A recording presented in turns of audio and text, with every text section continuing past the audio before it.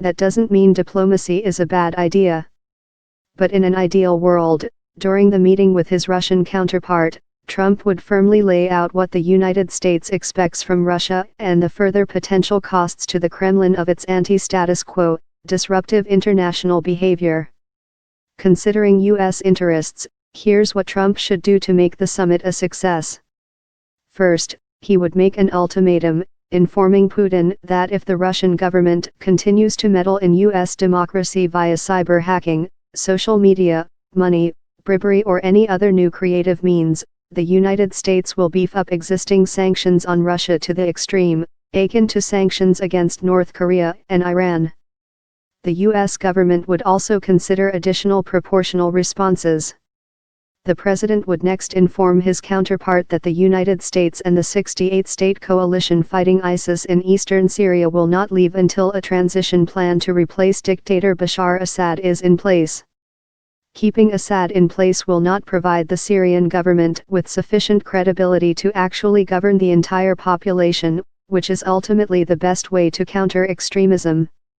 Only by using the leverage we have through U.S. ground presence and military potential, will we have a shot at a compromise that ensures Assad leaves the scene, fighting dies down, and Iran's influence is curtailed, especially relative to Israel.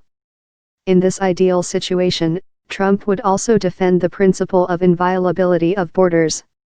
He would remind Putin that the bulk of existing international sanctions on Russia are because of the Kremlin's military invasions and occupations.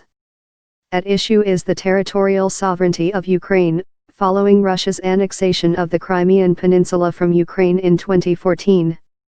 There's also Georgia, where 20% of its internationally recognized territory is under Russian occupation, and Moldova, where Russia has deployed about 2,000 Russian troops in the Transnistria region for the last 25 years. Until Russian troops are withdrawn, at the very least from Ukraine, sanctions will not only be maintained, but tightened over time.